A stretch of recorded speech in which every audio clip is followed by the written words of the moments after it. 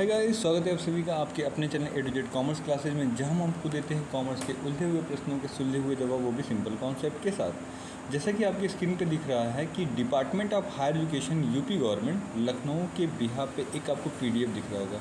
ये पीडीएफ जो है आपके न्यू एजुकेशन पॉलिसी 2020 के बिहाफ पे जो है सिलेबस है आपके बीकॉम का, ठीक है, जिसमें जितने भी मतलब यूपी गवर्नमेंट के अंडर में जितनी भी यूनिवर्सिटियाँ आती हैं उन सारी यूनिवर्सिटी के लिए ये सिलेबस जो है मिनिमम सिलेबस को डिफाइन किया गया इस पर्टिकुलर वीडियो में।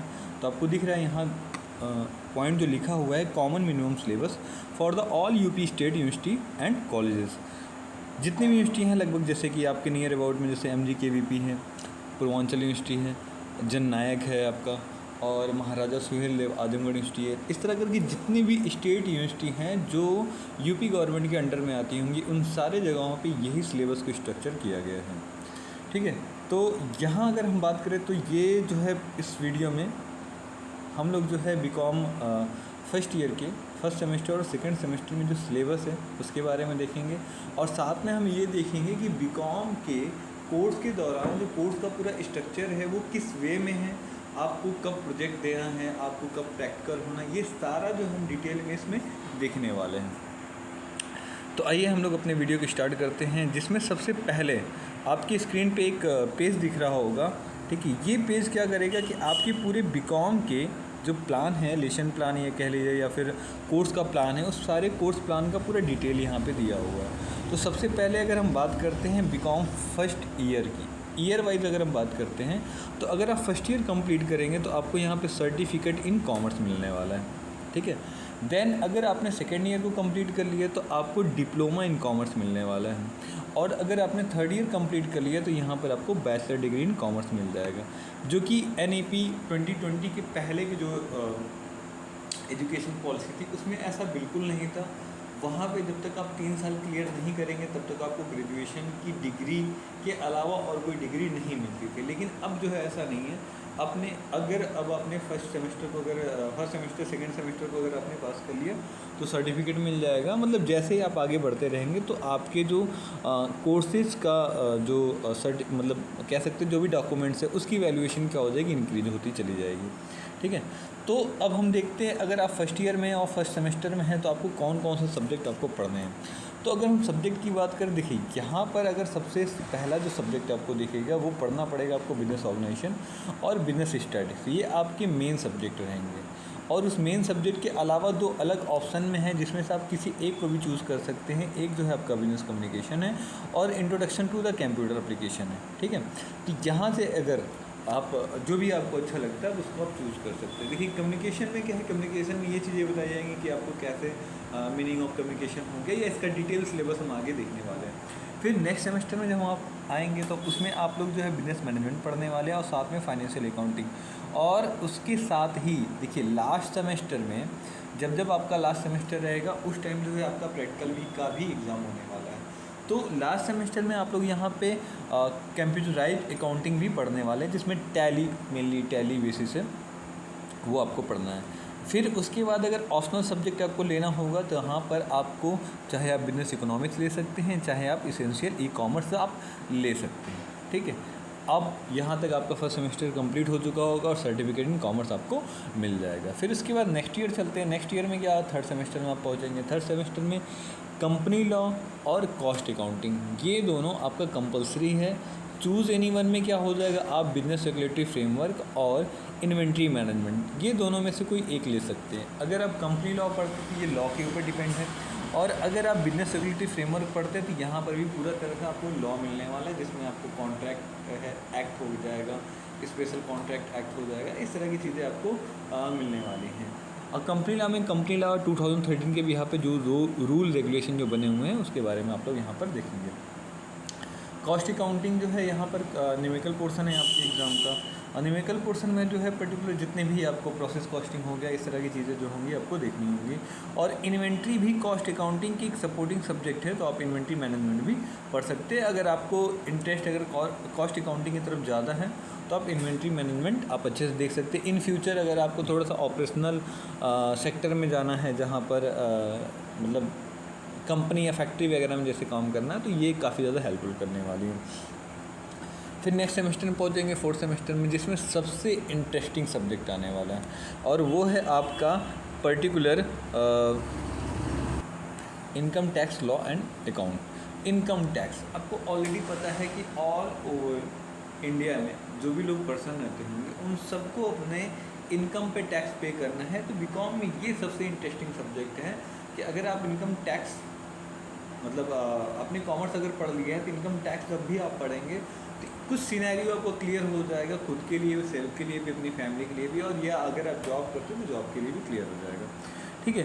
देन उसके बाद जो है फंडामेंटल ऑफ मार्केटिंग पढ़ना है। फंडामेंटल मार्केटिंग के 4 क्रेडिट मिलेंगे और याद रखिएगा लास्ट ईयर चल रहा है, लास्ट सेमेस्टर चल रहा है, तो यहाँ लास्ट सेमेस्टर में जो आपको डिजिटल मार्केटिंग का प्रैक्टिकल भी होना है।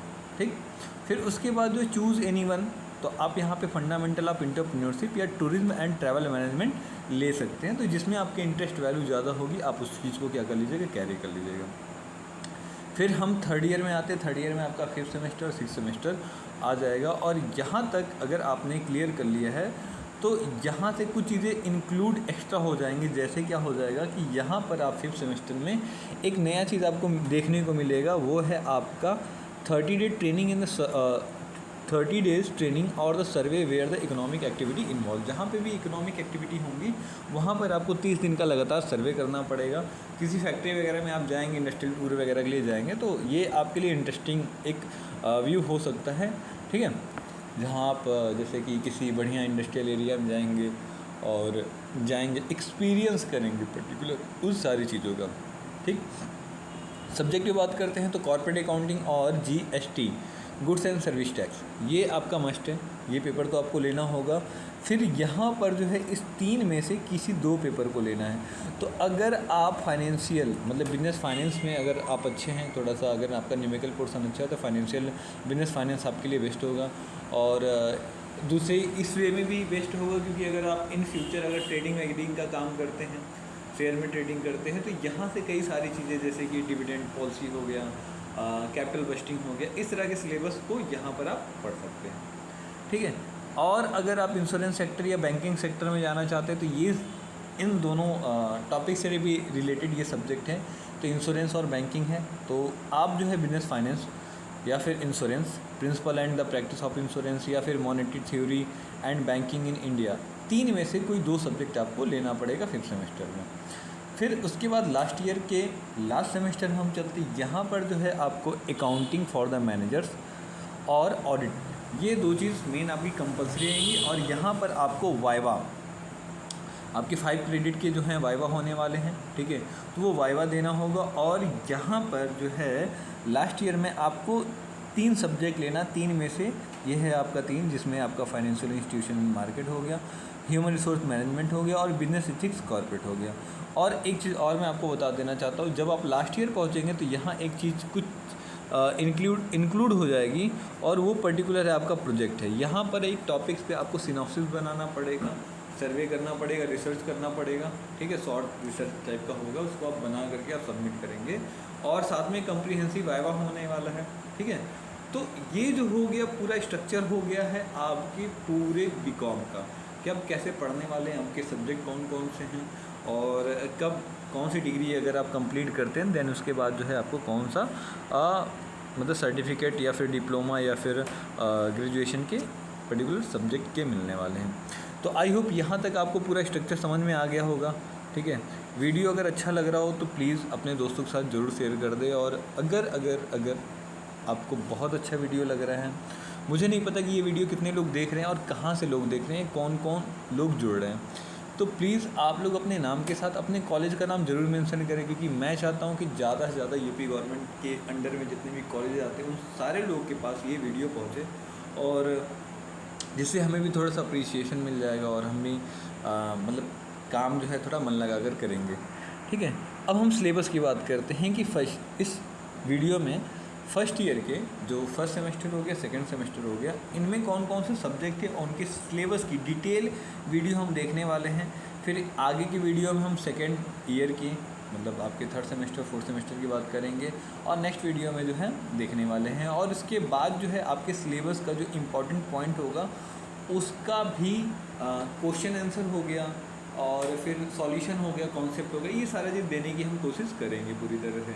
ठीक है, तो आइए हम देखते हैं बिजनेस ऑर्गेनाइजेशन जो आपका पहला सब्जेक्ट है। और इस सब्जेक्ट में जो हम लोग जो है 4 यूनिट पढ़ने वाले हैं। मैं आपको बता दूं बीकॉम में जितने भी सब्जेक्ट हैं उसमें ओवरऑल 4 ही यूनिट है। उन 4 ही यूनिट को आपको कंप्लीट करना होगा। पहला जो यूनिट होगा वो आपके कॉन्सेप्ट से रिलेटेड होगा। तो आपकी स्क्रीन पे दिख रहा होगा कि आप यहाँ पे बिजनेस कॉन्सेप्ट देखेंगे, उसके मीनिंग फीचर्स हो गए, स्टेज डेवलपमेंट ऑफ बिजनेस हो गया, इंपॉर्टेंस ऑफ बिजनेस हो गया, क्लासिफिकेशन ऑफ बिजनेस एक्टिविटी हो गया, meaning character importance and objective of the business organisation हो गया, इवैल्यूएशन ऑफ बिजनेस ऑर्गेनाइजेशन हो गया। ठीक है, और different between industry and the commerce sector हो गया। इससे रिलेटेड यहाँ पे फर्स्ट यूनिट में हम लोग पढ़ेंगे। ठीक, फिर नेक्स्ट वाला आता है, इसमें हम क्या करेंगे, अपने बिजनेस को फॉर्मेशन करेंगे, उसको प्रमोट करेंगे, जिसमें मेनली जो है आपको सोल प्रोप्राइटरशिप हो गया। ठीक है, और पार्टनरशिप हो गया, मतलब ये आपका जॉइंट स्टॉक कंपनी हो गया, कोऑपरेटिव सोसाइटीज़ हो गए। ठीक है, और इन सब के मीनिंग्स डिफरेंट बिटवीन देम और डीमेरिट मेरिट्स, ये सारा चीज़ जो है आपको यहाँ पर देखने को मिलने वाला है। फिर ये जो नेक्स्ट सेमेस्टर आ जाएगा, नेक्स्ट यूनिट जो आ जाएगा, नेक्स्ट यूनिट में आप प्लांट का लोकेशन पढ़ेंगे, जिसमें मेनली जो फेमस है अल्फ्रेड का और सर्जेंट फ्लोरेंस का। और उसके बाद जो दूसरा टॉपिक रहेगा वो आपके प्लांट लेआउट का होने वाला। तो ये दोनों ही मोस्ट इम्पॉर्टेंट है। फिर उसके साथ जो है यहाँ पर बिजनेस यूनिट जो है, ठीक है, वो इम्पॉर्टेंट है। तो ये आप ध्यान से देख लीजिएगा, यहाँ से एक क्वेश्चन 100% आपको मिल जाएगा एग्जाम में। फोर्थ यूनिट की बात करते हैं तो यहाँ पर जो है meaning, character and objective causes हो जाएंगे आपके बिजनेस कम्युनिकेशन के। बिजनेस कम्युनिकेशन में रेशनलाइजेशन है, ये यहाँ से क्वेश्चन आपको हर साल एग्ज़ाम में देखने को मिलने वाले हैं। ठीक है, देन उसके बाद जो है हम लोग नेक्स्ट सब्जेक्ट में आते, जो आपका सब्जेक्ट है न्यूमेरिकल पोर्शन बिजनेस स्टैटिस्टिक्स। अगर आप लोगों ने इंटर में, अगर आपने इकोनॉमिक्स स्टैटिस्टिक्स को अगर पढ़ा होगा, ठीक है, तो मोस्ट ऑफ द पोर्शन वहीं का है। ठीक है, वहाँ पे आपको सेंट्रल टेंडेंसी हो गया, डेटा एनालाइज हो गया और कोरिलेशन हो गया। ठीक है, तो ये सारा चीज़ जो है सेम आपको घूम करके यहीं पे मिलने वाला है, लेकिन कुछ चीज़ें एडवांस भी हो जाएंगी। तो जैसे सबसे पहले अगर फर्स्ट यूनिट की अगर हम बात करें तो हम देखेंगे कि इंडियन स्टैटिकल जो भी पर्सन रहेंगे उनके बारे में जानेंगे, जिसमें आपका पीसी महालनोबिस मेन फेमस है। इंट्रोडक्शन ऑफ द स्टैटिक्स हो गया, इसकी मीनिंग, स्कोप, एडवांटेज वगैरह ये सब यहाँ पे देखने को मिलेगा। फिर इन्वेस्टिगेशन हो गया, फिर डेटा एनालाइज हो गया। इस तरह की चीज़ें जो है आप फर्स्ट यूनिट में पढ़ेंगे।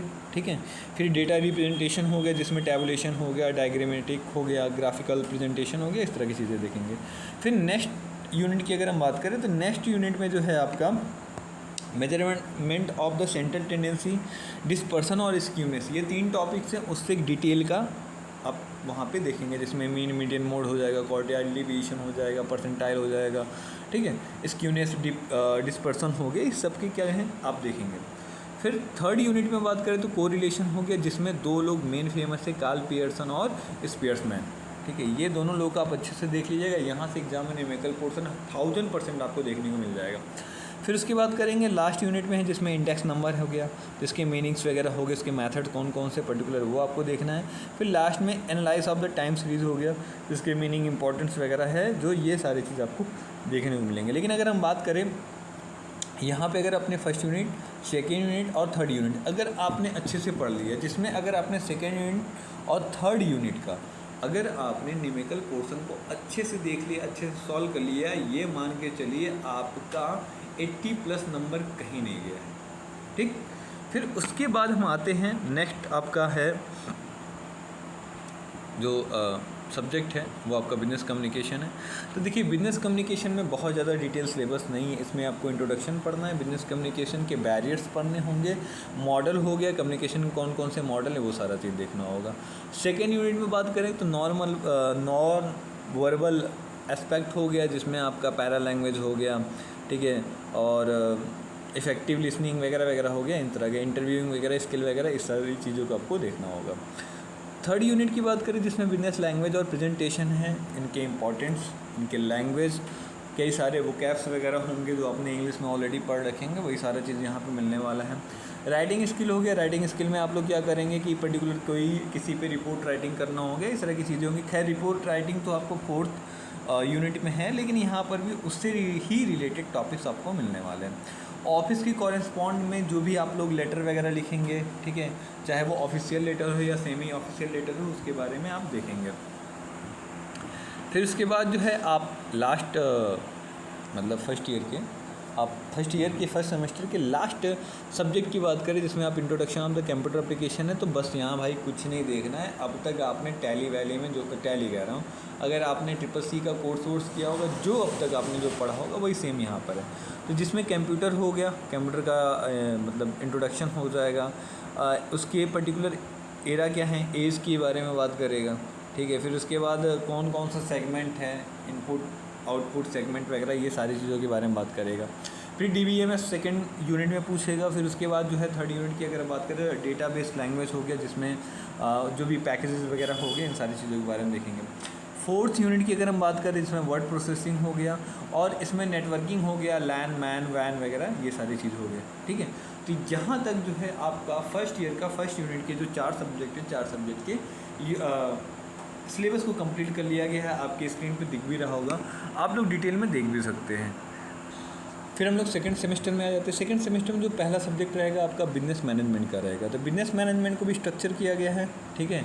और इस स्ट्रक्चर में अच्छा एक चीज़ मैं भूल गया था आप लोगों को बताना, ठीक है। देखिए यहाँ पर एक चीज़ दिया हुआ है कि जब भी आप लोग एग्ज़ाम देंगे, तो जो आपका एग्ज़ाम होगा, जिसमें से 75 नंबर्स के आपके एग्ज़ाम होंगे, सेमेस्टर एग्ज़ाम होगा, और 25 नंबर जो रहेगा वो आपके कॉलेज के टीचर के पास रहेगा, जिसमें आपके डिसिप्लिन हो गया, असेसमेंट वगैरह हो गया, असाइनमेंट वगैरह हो गया, इन सारी चीज़ों पे वो लोग देते हैं।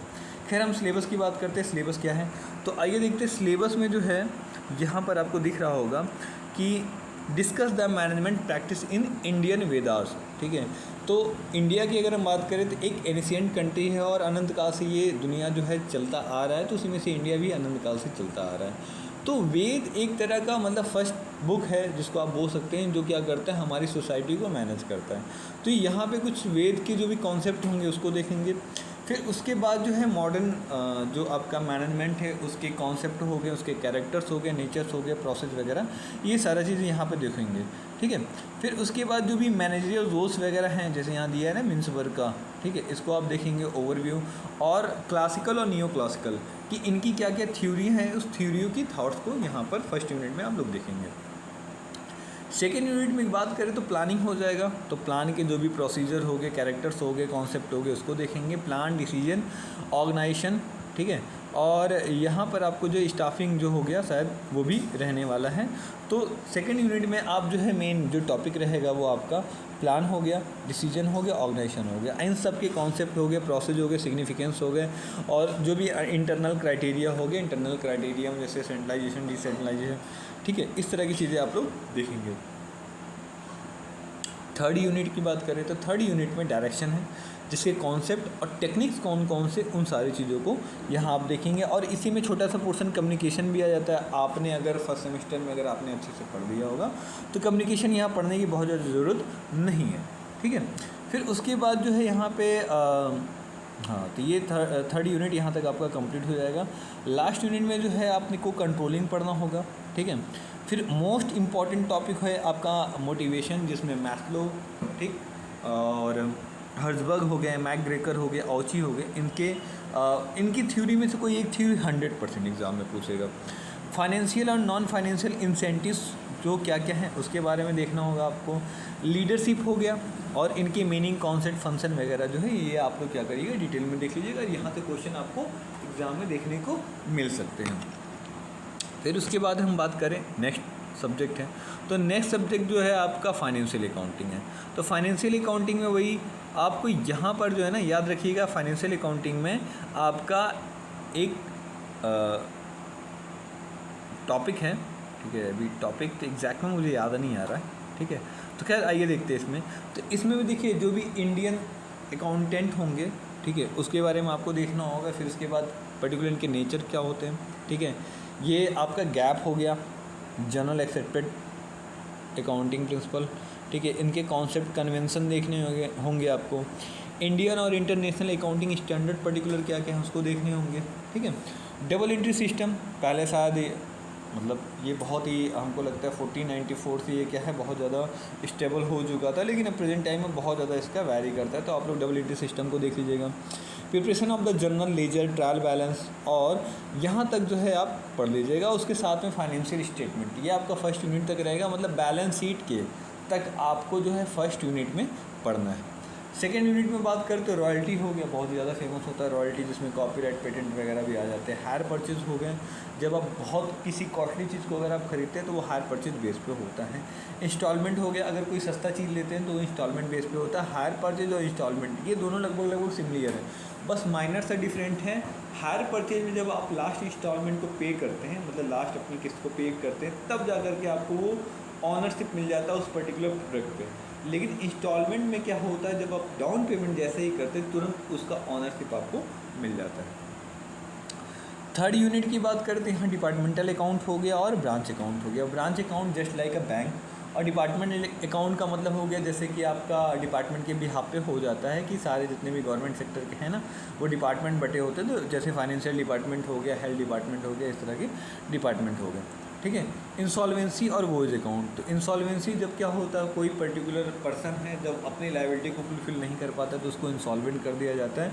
तो उससे रिलेटेड, ठीक है, जो भी टर्म्स दिए गए हैं उन सारे टर्म्स को आप देखेंगे। और वॉइस अकाउंट में क्या है कि जब भी आप डील करेंगे अपने पर्टिकुलर प्रोडक्ट को एक्सपोर्ट और इम्पोर्ट करेंगे तो उससे रिलेटेड जो है यहाँ पर वॉइस अकाउंट बनाना है। वॉइस अकाउंट में जिसको हिंदी में आप बोलते हैं समुद्री यात्रा खाता भी, ठीक है।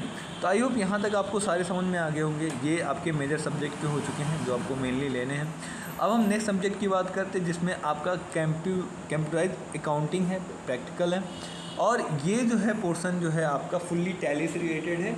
और अकाउंट के साथ ये पेपर क्या है, एक तरह का फाइल बनाना पड़ेगा और एग्जामिनर आएंगे और एग्जामिनर को सबमिट करना होगा और आपको देना होगा। तो ये आप इसका स्क्रीनशॉट लेकर के रख लीजिएगा और इन फ्यूचर जाकर के किसी भी टॉपिक पे अपना बना सकते हैं। नेक्स्ट सब्जेक्ट की बात करते हैं तो इसेंशियल ऑफ ई कॉमर्स है। तो ई कॉमर्स जैसा कि नाम से ही लग रहा है इंटरनेट से रिलेटेड होगा। तो पहला ही यूनिट में क्या पढ़ना है आपको, इंटरनेट एंड कॉमर्स। तो प्रेजेंट टाइम का जो बिजनेस है वो फुल्ली क्या है, ऑन नेट चल रहा है, ठीक है, डिजिटल हो चुका है। गवर्नमेंट भी क्या करती है, डिजिटल कॉमर्स को बहुत ज़्यादा क्या कर रही है, वो प्रीफर कर रही है। तो यहाँ पे आपको सब्जेक्ट में दिख रहा होगा practice versus commerce practice versus the traditional business practice हो गया, ठीक है, मतलब मॉडर्न कॉन्सेप्ट और जो ट्रेडिशनल कॉन्सेप्ट है उससे रिलेटेड टॉपिक हो गया। एप्लीकेशन देखिए, एप्लीकेशन दो जगह पर रहेंगे, यहाँ पर एक B2B रहेगा और B2C रहने वाला है, ठीक है। तो आपको एक अपना ऐसा कॉमर्स के जो पर्टिकुलर बिजनेस के मॉडल बनाने होंगे। एक जो बिज़नेस मॉडल जो काम करेगा बिजनेस टू कॉमर्स और दूसरा काम करेगा बिजनेस टू बिजनेस। तो इसका डिटेल में यहाँ पे पूरा दिया हुआ है, ठीक है। सिलेबस आप लोग इसको देख लीजिएगा। एप्लीकेशन इन द गवर्नमेंट, तो गवर्नमेंट के ऐसे बहुत सारी मतलब एप्लीकेशन हैं जो गवर्नमेंट के बिहाफ पे काम करती हैं। तो यहाँ जो जो उनकी एप्लीकेशन है उसके बारे में जो है यहाँ आप लोग डिटेल देख सकते हैं, जो आपके सिलेबस में क्या है इंक्लूड है, ठीक।